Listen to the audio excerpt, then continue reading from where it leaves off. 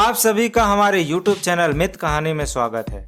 आज की कहानी से हम ये सीख सकते हैं कि कोई भी काम बिना सोचे समझे करने पर हमें सदैव हार का सामना करना पड़ता है। तो शुरू करते हैं इस रोचक कहानी को। एक गांव में एक ब्राह्मण रहते थे जो बहुत दयालु थे और उनकी दयालुता के चर्चे दूर दूर तक होता था। एक बार ब्राह्मण दूसरे गांव में पूजा कराने जा रहे थे। दूसरे गांव जाने के लिए एक घना जंगल पार करना पड़ता था जिसमें जंगली जानवर का बसेरा था। जब ब्राह्मण घने वन से गुजर रहे थे तभी उनकी नजर पिंजड़े पे पड़ी। पिंजड़े में एक शेर बंद था। शेर ने ब्राह्मण से विनती की और बोला, आप बहुत दयालु हैं। आपकी दयालुता के चर्चे इस जंगल में भी होता है। मुझे कृपया करके पिंजड़े से निकाल दीजिए। भूख प्यास से मेरी जान जा रही है। कृपया करके मुझे पिंजरे से निकाल दीजिए। मैं आपका सदा जिंदगी भर इसके लिए आभारी रहूंगा। ब्राह्मण वहां से परेशान हो गए। तब ब्राह्मण सोचे कि यदि मैं पिंजरा खोलता हूँ तो शेर मुझ पर भी हमला कर सकता है और मुझे भी खा सकता है। यदि नहीं खोलता हूँ तो बेचारा पशु मारा जाएगा। अंत में ब्राह्मण की दयालुता की जीत हुई। उन्होंने पिंजरे का दरवाजा खोल दिया।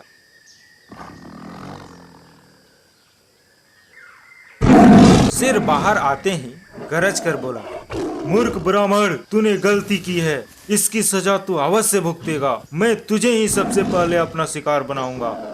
ब्राह्मण भय के कारण थर थर कांपने लगे, परंतु मन ही मन बचने का उपाय भी सोच रहे थे।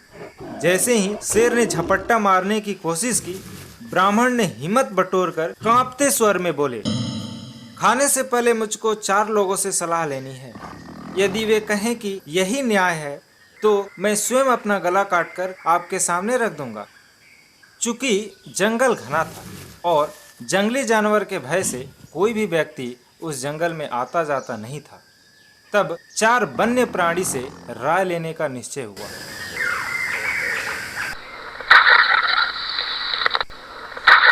एक बुढ़ा सा ऊंट सामने से गुजरा तो ऊंट से उसकी राय पूछी गई। फिर ऊंट मुंह बिचकाकर बोला कि अरे ये इंसान कहीं दया के योग्य नहीं होते हैं। मेरे मालिक को ही देखो। मैं जवान था तो मैं खूब काम करता था। मालिक भी मुझसे बहुत प्यार करता था। अब शरीर में ताकत नहीं है तो वह मुझे डंडों से मारता है और इस जंगल में भटकने के लिए छोड़ दिया है।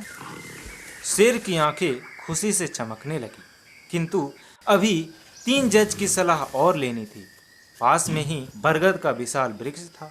उससे भी अपने मन की भड़ास निकालने का अवसर मिल गया। लंबी बाहें फैलाकर बरगद का वृक्ष बोला, मनुष्य बहुत लोभी होता है। सूरज की तपती धूप से मैं इसका रक्षा करता हूँ। सारी दोपहर मेरी छांव में बिताकर यह शाम को मेरी टहनियाँ काट कर ले जाते हैं। मेरी राय में तो सभी मनुष्यों को जान से मार देना चाहिए। यह उत्तर सुनकर ब्राह्मण की आंखों के आगे अंधेरा छाने लगा। तभी ढेंचू ढेंचू की आवाज सुनाई दी। ब्राह्मण को कुछ आशा बंधी। एक लंगड़ा गधा रेंगता हुआ उसी ओर आ रहा था। शेर ने उससे भी प्रश्न किया, क्या मैं ब्राह्मण को खा सकता हूँ? गधे राम तो पहले से ही जले भुने बैठे थे। शायद अभी पिटाई खाकर आ रहे थे। गधा गुस्से से भरकर बोला, देखो ना, मैं दिन भर मालिक का बोझ ढोता हूँ। मैं उफ तक नहीं करता हूँ। जो भी रूखा सूखा मिलता है वो खुशी से खा लेता हूँ, पर आज। कहकर वह रोने लगा। शेर को गधे से क्या लेना देना। शेर ने अपना प्रश्न दोहराया, क्या ब्राह्मण को खा लूं? गधे ने आंसू पोंछकर कहा, अवश्य मेरे मित्र, इसे बिल्कुल मत छोड़ना। इन मनुष्य ने हमारी नाक में दम कर रखा है। अब एक ही पशु की राय और लेनी थी। शेर की निगाहें तेजी से इधर उधर दौड़ने लगी। तभी शेर की निगाह एक लोमड़ी पर पड़ी जो बहुत चालाक और न्यायप्रिय थी। लोमड़ी थोड़ी दूर खड़ी होकर ये सब नजारा देख रही थी। वह पास आई और बोली, फैसला तो मैं कर ही दूंगी, पर सभी लोग अपने अपने स्थान पर खड़े हो जाएं। और लोमड़ी कुछ देर सोचकर बोली कि मुझे तो विश्वास ही नहीं होता कि इतना बड़ा शेर पिंजरे में कैसे समा गया।